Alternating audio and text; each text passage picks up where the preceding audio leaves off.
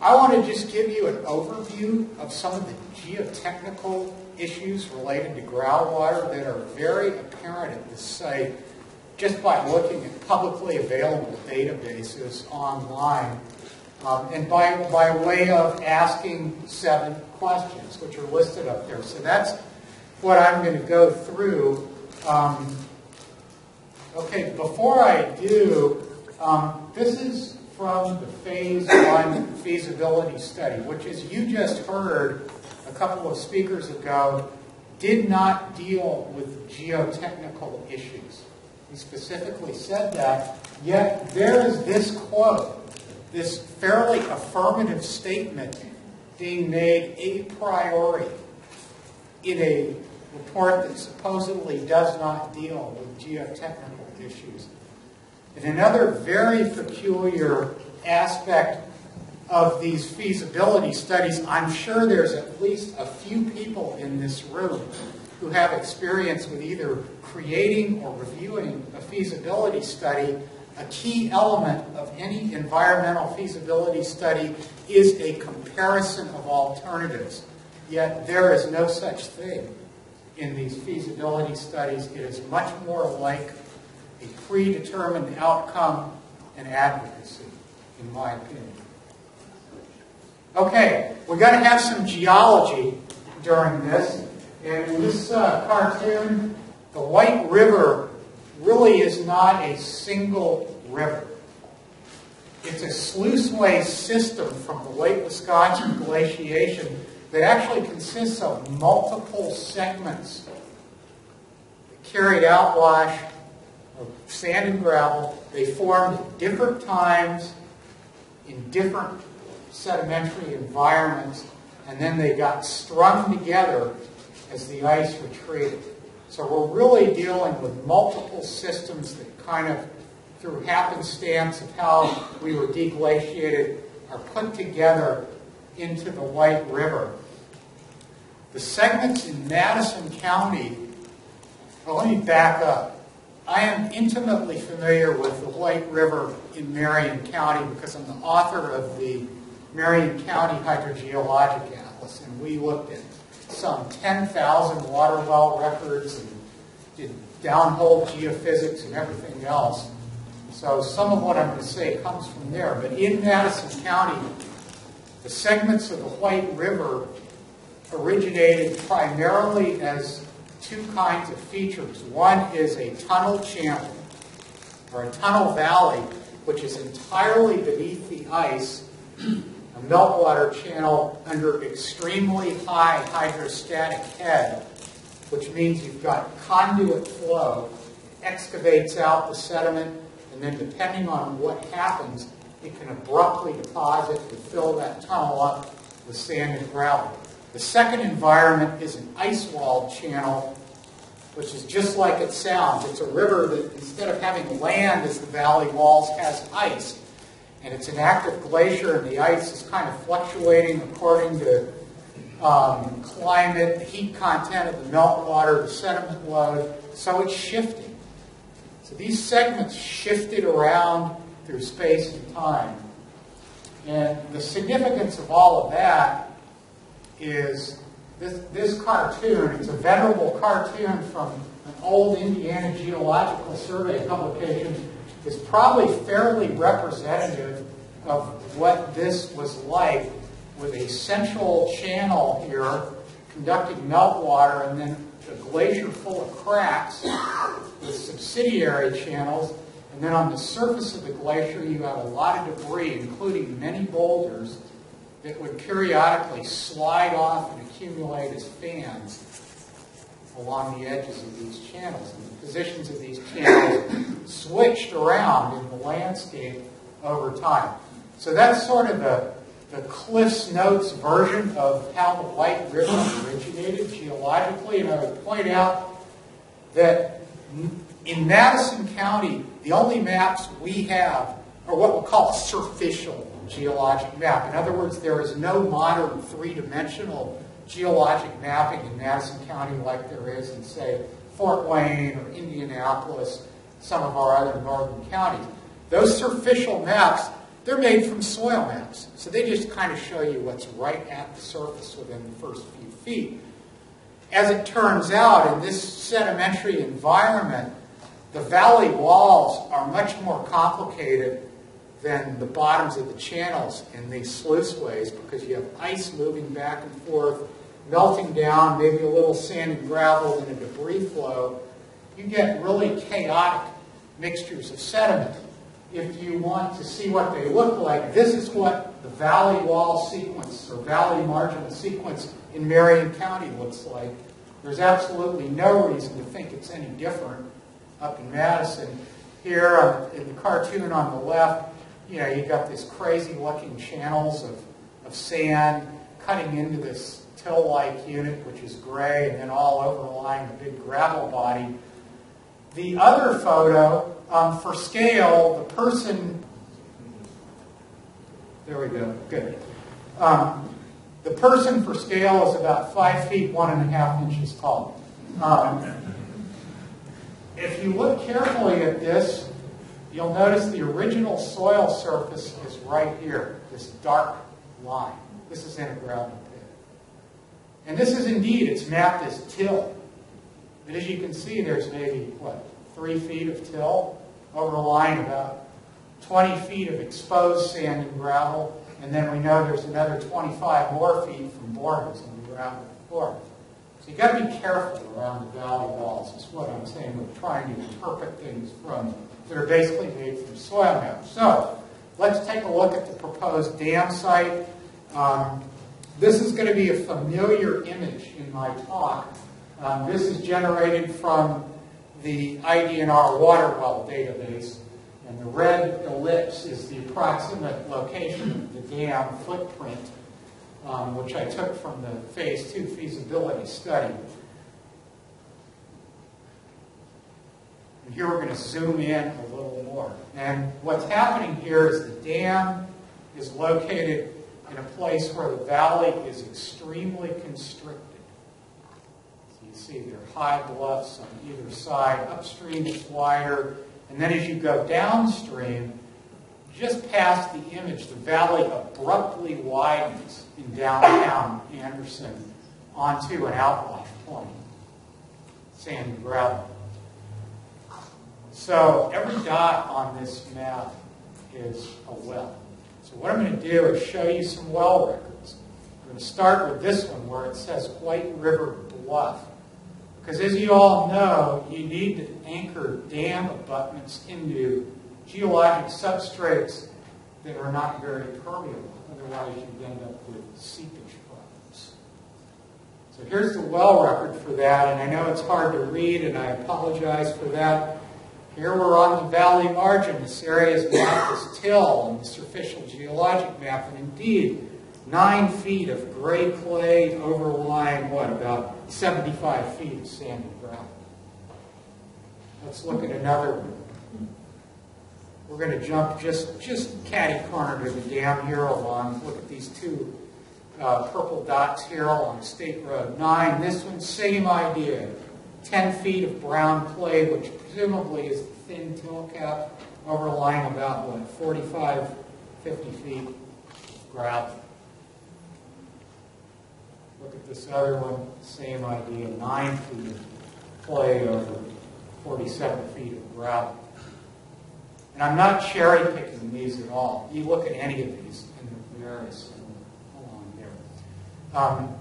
I'll point out also that the DLZ, the Phase 2 feasibility study, also did some test borings, and I don't have them here, but they show similar things. The test boring, they did exactly 3 test borings in the footprint of the dam. One is near here, it was all granular material. One's in the bottom of the valley, 39 feet of gravel over limestone, and then one somewhere up near this other abutment was more of a mix. It was predominantly fine sediment. And that just shows the variability in the stuff either on one of these valley marginal sequences. Well, why is this important? Many a dam has either failed or experienced significant problems due to seepage velocities through gravel. Anyone here that has heard of the Teton Dam in Idaho, circa 1975, failed catastrophically because of seepage through coarse gravel that looked like this. Once seepage velocities reach a certain level, groundwater actually will erode the sand out from around the gravel and create a pipe. It's called piping. And it's sort of a self-feeding process. It may not be visible. It may just look like a diffuse seepage face on the abutment or the face of the dam, and then all of a sudden one day you've got a geyser of water shooting out, and by then it's too late. You cannot anchor a dam into granular material. And this is recognized in the Phase 2 study. And they have basically said we're going to need to most likely install a grout curtain, which is basically a grout wall down below the dam into the substrate. The question is, what are we going to anchor it to? So again, just to summarize at the dam site, the boring they did in the bottom of the valley had 39 feet of gravel over bedrock. Over here, this well, which I didn't show before, 75 feet of gravel over something. So it's going to have to be a pretty robust grout curtain. So, okay, let's look at the bedrock topography here.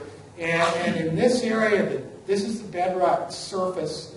The dominant feature at the site, which is circled in yellow broadly, are these two fingers of a valley called the Anderson Bedrock Valley. And they converge and they flow out to the northwest, join another feature called the Frankfurt Lowland, and eventually up to the Teys Valley.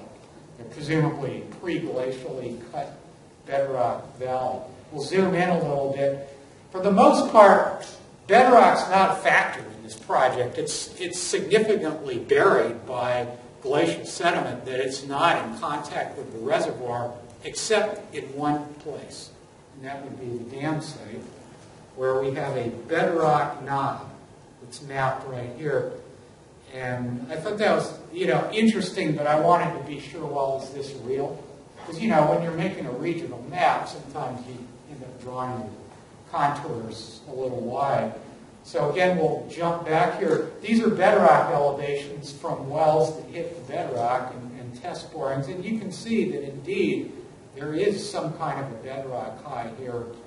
And so roughly from the elevation of the actual water level in the river down to the bedrock surface, it's approximately 30 feet, maybe 35, depending on where you are. So the bedrock would seem to be the logical thing to anchor a grout wall to. You need to anchor it to something that's rigid and hopefully relatively impervious.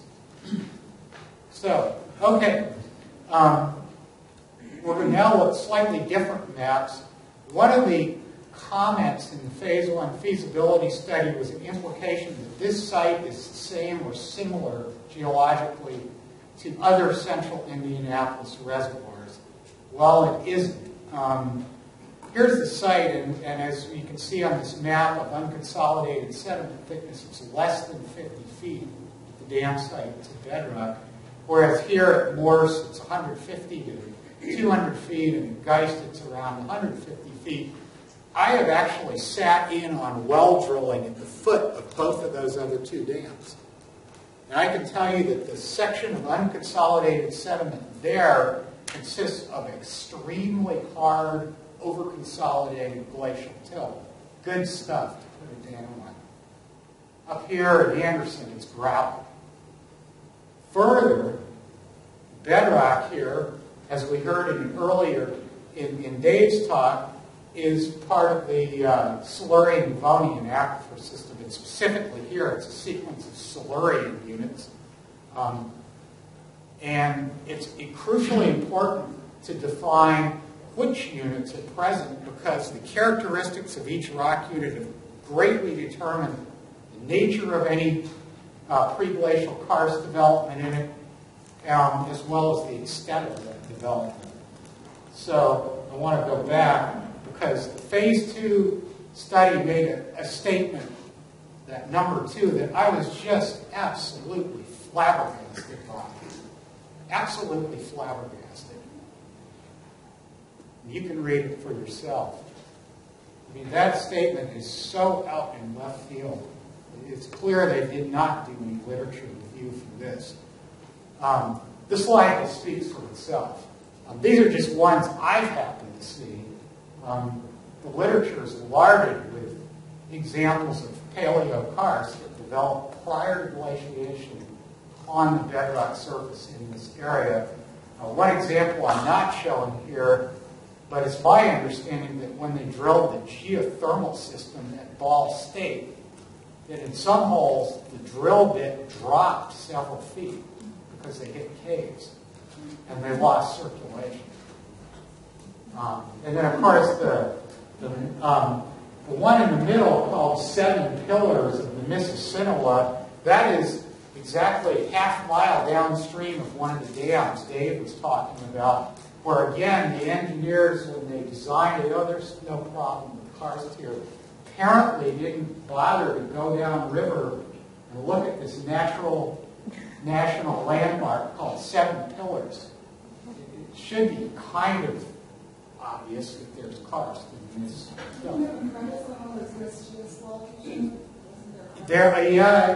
I got a lot to cover. You're sharp. I like this. I'm going to just jump back. Thank you. Yeah, there are actually 2 features of interest to point out here, and I kind of blew by it. You'll notice first, we got the gravel and then there's some clay, but then at about 100, what is it? I can't read it. I should have brought my glasses. The boulder. And then below that, immediately below that, fine gravel and broken stone with a boulder. That's a boulder gravel. No, we're not at the bedrock yet. We've got a ways to go to the bedrock. What that is, that's a boulder gravel. It got dumped off the surface of the glacier. And in fact, I would mention, for those who are going to Mounds State Park tomorrow, you can see a very nice outcrop of boulder gravel in White River on the main river trail right before it turns back up to go up to the mountains. It makes quite a rapids. Tomorrow, when you go over a raft, it's going to be a standing wave. But boulder gravels are significant because they're very prone to piping, and this depositional environment and this gravel is very prone to having them, and I know they exist. I've seen them, and they're reported in well record.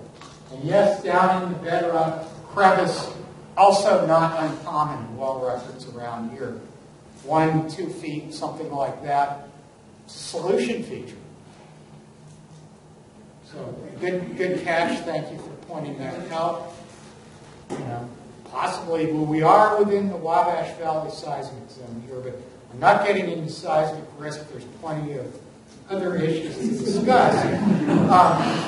The point is, with this potential for karst, I see some serious problems with trying to anchor a drought wall at this dam section. You have to go below this gravel with a head as high as they have on this reservoir. And finding karst features with drill holes, as Dave said, you're going to have exceedingly closely spaced drill holes across the footprint of the dam. Even then, you may miss some of these features. And, then we'll go where Dave was talking about this morning, dam problems. Anyway, moving on.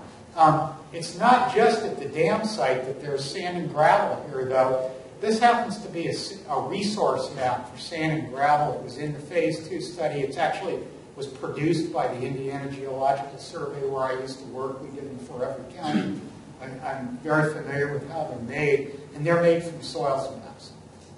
So as you can see, it shows that right up to the edge of the valley, it's tilled, which is this yellow, and then the gravel being in some sort of a cutout in the valley, which is only true to an extent, because gravel bodies actually extend back under these uplands a significant distance that thin cap of till. Okay, so this is where it starts to get kind of interesting looking. Recall my cartoon of the glacier, all chopped up with meltwater channels flowing around blocks of ice. And now look at this LiDAR image. There's some similarities there. In fact, these long anastomosing features are meltwater channels. Here's one here. You know this one's filled with gravel. There's several gravel pits in it. Here's another one. Here's the dam site right here. Here's another one. And then if you zoom in on this, there are even more that are smaller. And the question is, okay, these are the ones we can see. We know the ice was margin was migrating around. Where are the ones you can't see? They've been covered up by debris. The other feature I want to call your attention to is this. Big feature here. And this. This is an ice margin. This is why the valley is so constricted right at the dam site. Ice margin was standing right here. Meltwater was shooting out of this conduit, this tunnel valley, and it deposited this big outwash fan right here that downtown Anderson's built on. So you're putting the dam on an ice margin in a tunnel valley with conduit flow, potential cobble and boulder gravels over a bedrock high on possibly karsted limestone. But now let's look at the potential for sand and gravel on the surrounding uplands in a little different light, back to the familiar well map. Every blue dot is a well developed in sand and gravel.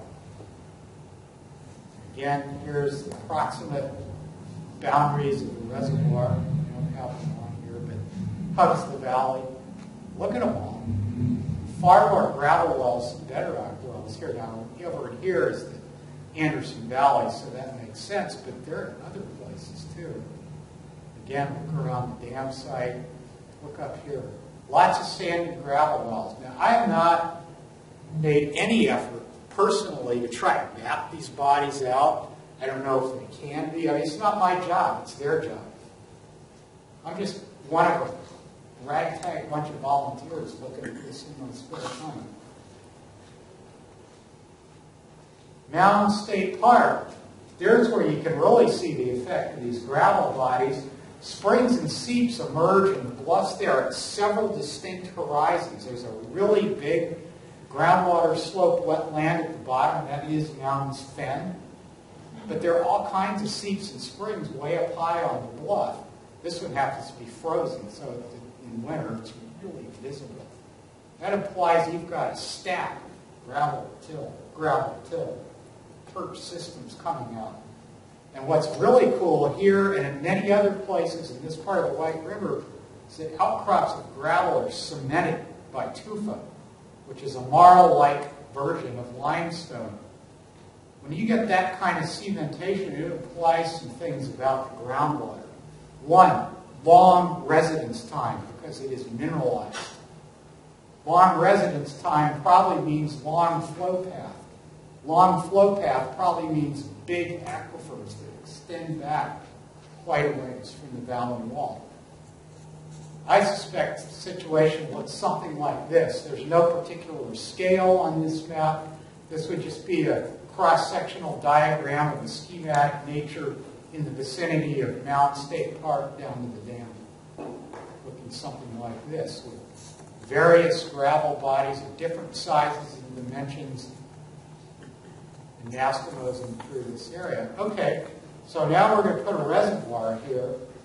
We're going to start filling it up. What's the first thing you have to do? You've got to saturate all of these sand and gravel bodies. You'd have to saturate them. We don't know how big they are, but there's an analogy in Indiana, and that's Brookville Reservoir, built in a very similar geologic setting. Took, what, Dave, about 10 years to fill up? 8 or 10 years, it was a... The Summit, that's what I'm thinking of. There was one of them that ended up having to saturate all the sand and gravel bodies. We don't know what the dimensions of these bodies are, but it's not just a thick section of clay below the uplands. So there hasn't really been any analysis of this particular issue by the feasibility studies, and I think that's a direction you need to focus in the future, because there's a lot of sand and gravel outside of this reservoir. Impacts on surrounding groundwater levels. Right now, the White River is a regional groundwater discharge area, and I'm sure if you mapped out just the water table, if you could, in the whatever material it's in, whether it's in a till sediment or a sand and gravel body close to the surface, you would see a fairly steep slope or gradient on the water table from the uplands down into the valley. But once a reservoir goes in, you're going to permanently change the local directions of groundwater flow by creating a mound, a groundwater mound in the reservoir. It's going to flow out until such time as it equilibrates with water levels in the outlying parts of all of these sand and gravel bodies, which could be quite a while, depending on how long it takes to saturate.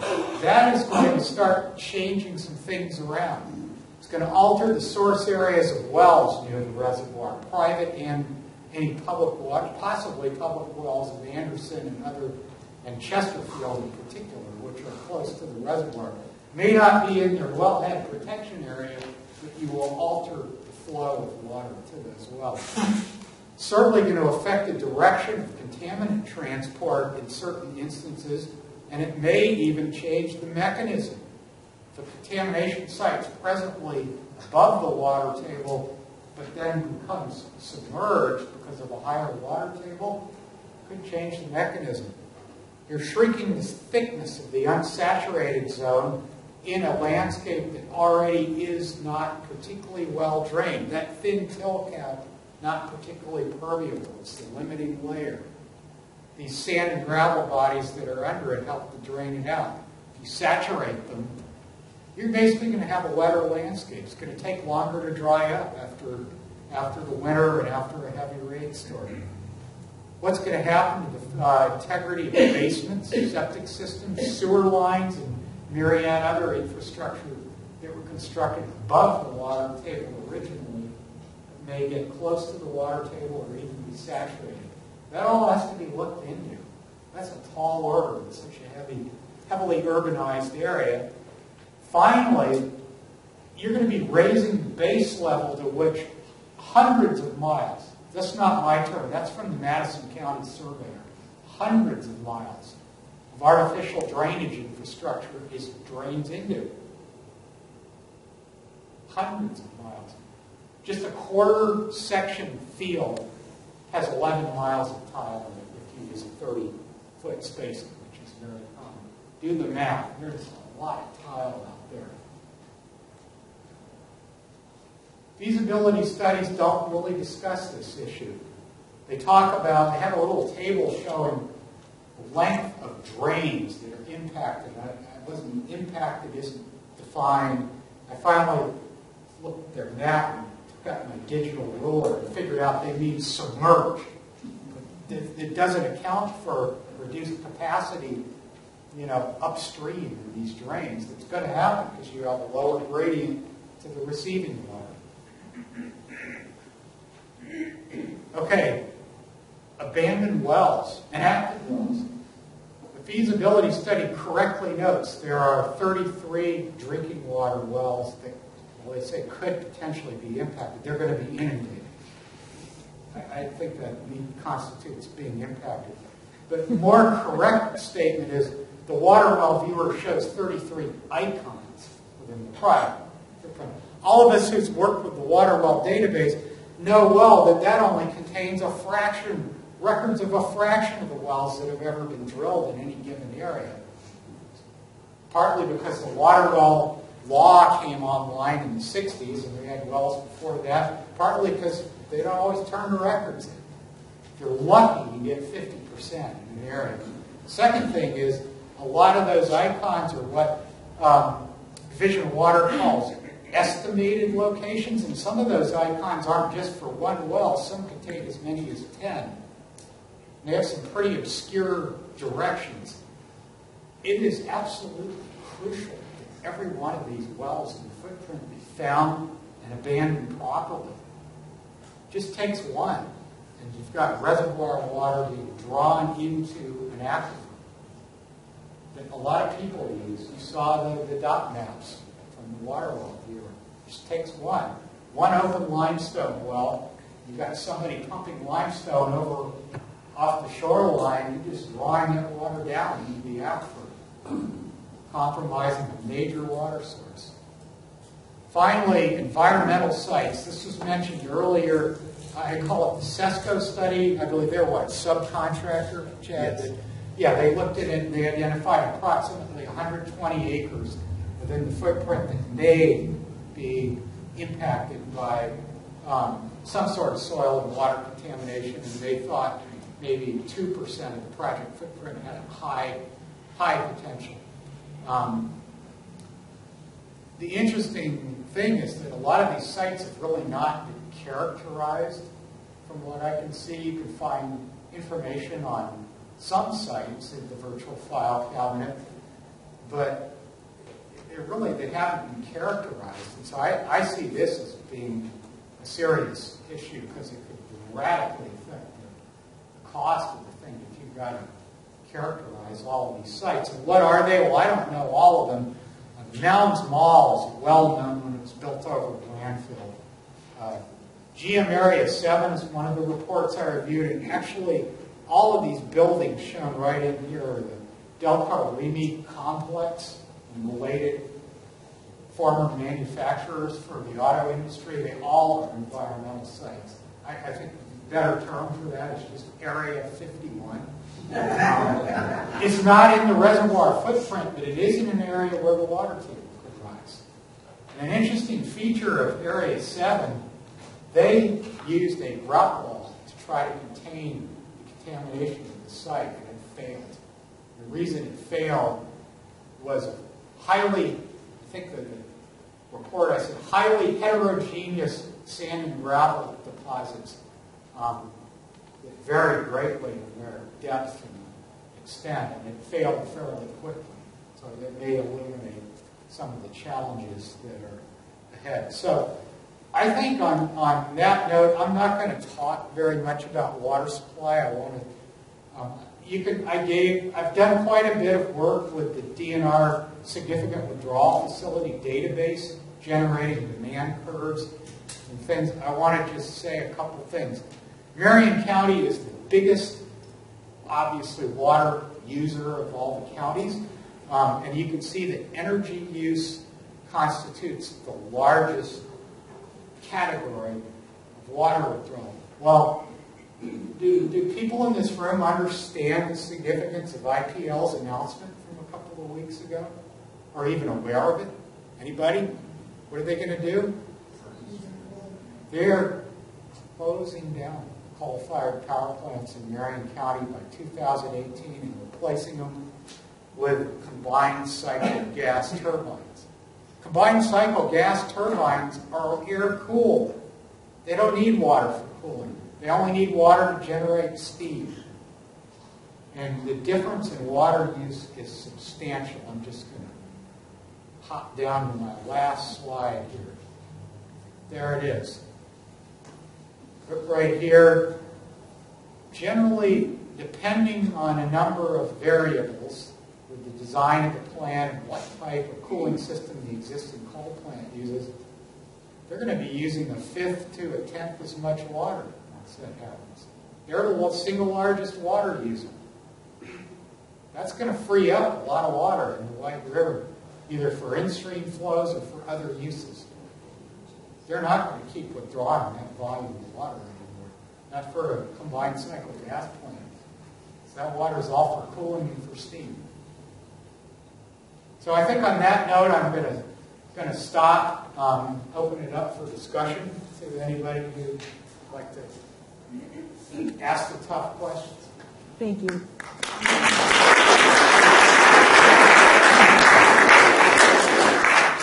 I'm glad you left. reservoir area, they're going to have major leakage with all that sand and gravel in the base. They're going to, it seems to me they're going to have to put an enormous clay blanket behind the dam to stop under seepage from the dam. Well, that's the grout curtain I was talking about. What they do is before you even build the dam, you have to excavate out sand and gravel down to some rigid that's a cutoff wall. Cutoff wall, slurry cutoff wall, grout wall, and then fill it up with grout or bentonite, and then put your dam in. And actually, ideally, that grout wall needs to go up into the dam.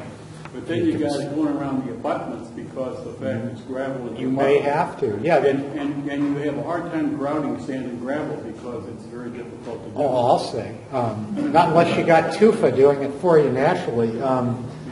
No, that's right, and I didn't have time, but you have a very high hydraulic head differential at the dam.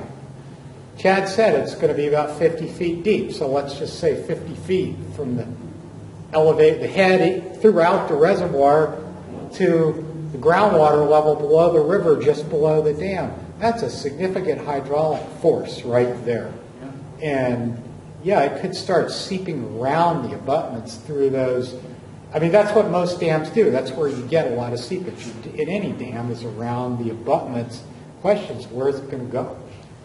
You got to know what the extent of high permeability and low permeability material is in the abutment areas and in the likely paths of seepage down. I mean, where's it going to go? Into Anderson? I don't know. You need to know, though. Well, these are very difficult issues, and it's very clear that some serious challenges do. Thanks again for doing all that research and